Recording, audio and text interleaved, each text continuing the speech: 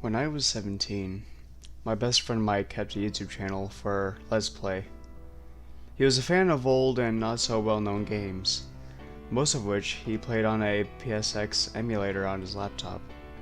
The channel wasn't particularly popular. He had about 30 subscribers, most of which were just his friends. I used to watch his videos for a few minutes when I got in from school to raise his views and help him out. He was as entertaining as any game commentator, I guess, but some channels just don't lift off. We took the same chemistry class and sat next to each other in it every morning at school. One day, he asked me if I had heard of a game called LSD Dream Emulator. I hadn't. He concluded that if I hadn't heard of it, it was definitely obscure enough for his channel. He had uploaded some videos of it that night. It was a very peculiar game. The objective seemed to be only to walk around various Japanese environments, colliding with things that transported the player to other environments. Various animals and people glided through the game, usually taking no notice of the player, although there was one NPC known as the Gray Man. He was, as the name would suggest, a gray man, in a hat and coat. He tended to appear without warning and slide suddenly towards the player. If the player got too close, the screen would flash white and he would disappear. Each time this happened, Mike would gasp, then nervously laugh it off and continue playing. The gameplay was divided up into days. Each day lasted only a few minutes, after which the player would be taken back to a menu and prompted to start a new dream. Mike played up to day 12 over the course of a week, and had clearly enjoyed the game, as it was apparent in his videos. He seemed immersed in it, almost captivated by it. However, one night, he posted a bulletin on his YouTube channel stating, "You know it's time to stop when the gray man pops up in your real dream. What should I play next?" I wasn't fazed by this casual joke, and he told me in chemistry the following morning that he was mainly stopping because he just wanted to play something new to him. I recommended something, but an exam was nearing and I wanted to concentrate on my work. I suggested that he take a short break from YouTube and do the same. He agreed that this was a good idea, and we arranged to meet at his house that evening to revise. Saddled with several chemistry textbooks, I walked through town that evening to his house. The lights were on, but there was no reply when I knocked. Out of politeness, I waited a minute before I knocked again. This time, it opened instantly. Mike stood in the doorway, his hair wet, looking extremely shaken. Without saying a word, he led me to his room where various papers and books were spread across his desk.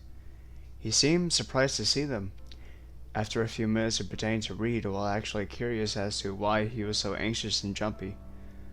I finally said, "What's wrong?" To which he mumbled some incomprehensible response. My efforts continued until he finally confided in me. He said that about 10 minutes before I arrived, he had fallen asleep in the bath and had a dream. He said that in the dream, he was drowning in the bathwater, completely paralyzed and unable to lift his head for air. The quivering silhouette of the gray man towered over the water, watching him. I sympathized that this may have caused a few seconds of distress when he woke up, but could not understand why he was still petrified. I tried to comfort him, but he sensed that I didn't understand, grabbed my shoulders, and screamed at me. It lasted for weeks. 10 minutes I was asleep. I was choking underwater in that dream for weeks. I wouldn't die. Mike grew increasingly distant after that. We exchanged no words in our chemistry lessons, and he began to look extremely unwell. His eyes became pink and sunk into his head, surrounded by purple rings. Over a week, his neat writing deteriorated into a careless scrawl, until he stopped writing completely, and instead spent the duration of the lessons with his head buried in his hands. Occasionally, he would accidentally fall asleep in his position, and wake up several minutes later, shrieking furiously and pounding the table with his fist. After 2 instances of this, he was removed from the lessons and taken to be educated in private. But after his refusal to sleep made him too tired to be angry, he returned to normal lessons and sat through them, completely motionless. I found new friends, and he existed as a shell of a human being. It was around this time that a brand new graffiti began to appear frequently throughout the town on walls and such, resembling a Japanese word or phrase. The placement and color of the paintings varied greatly. I didn't think much of it at the time. New artistic vandals were always trying to get themselves reputations this way.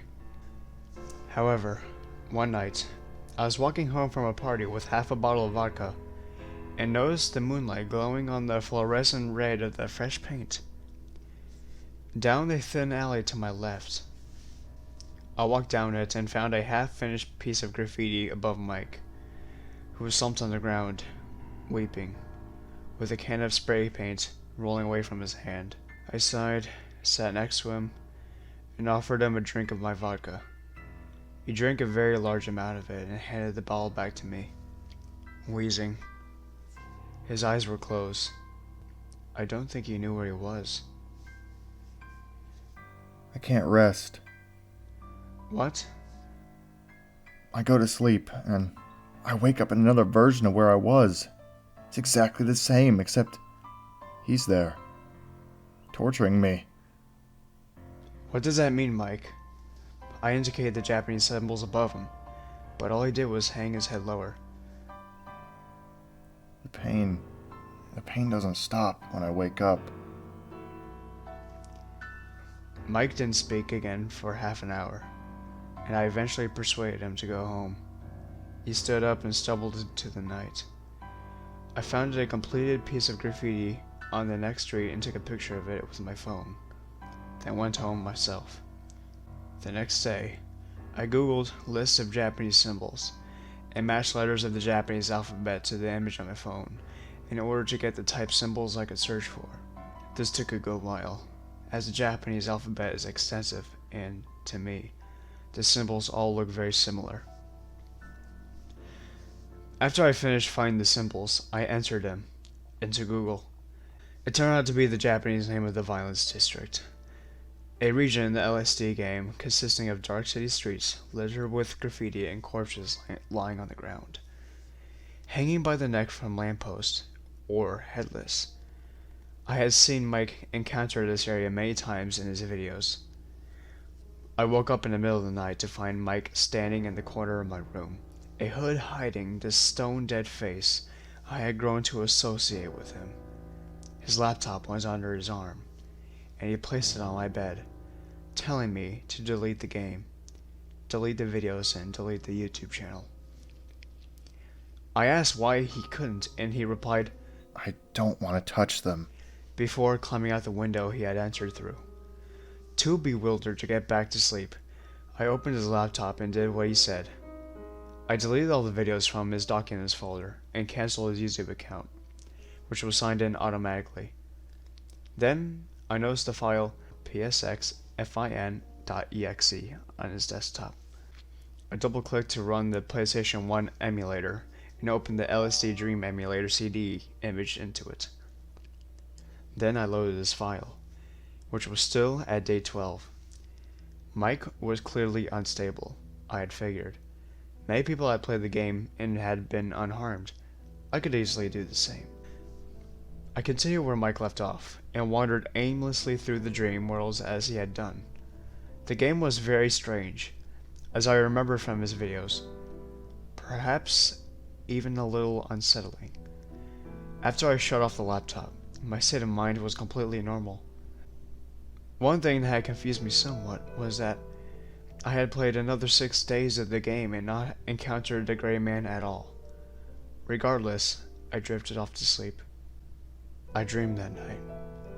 I was on the brown mountain that I had seen in the game, against a dark green sky with thick fog.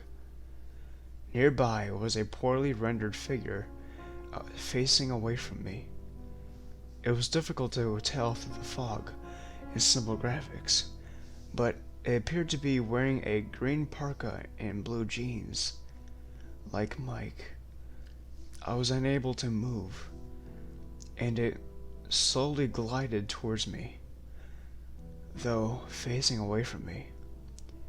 Finally, it turned around, and I saw a still image of Mike's smiling face plastered across the sphere of the figure's head before I woke up. Mike wasn't at school the next day, or the day after, or the day after that. I had started my own file on LSD Dream Emulator and continuously seen the gray man, concluding that there was no issue with the copy of the game. And yet, he had never appeared on Mike's file. I frequently searched the internet and asked fans of the game why the gray man would stop appearing. Each of them insisted that this wouldn't happen, and that at that point in the game, the player should expect to meet the gray man at least once per dream. The police knocked on my door that weekend, asking if I knew anything of Mike's whereabouts, or if I knew what had been troubling him. I calmly replied that we didn't talk much anymore, putting the whole situation out of mind. I started thinking about my future, and concentrating on getting a good chemistry grade. A couple of weeks later, they found him in the woods a few miles out of town. Forensics concluded that he had bludgeoned himself to death with a rock very soon after the day he went missing. I dream about him sometimes.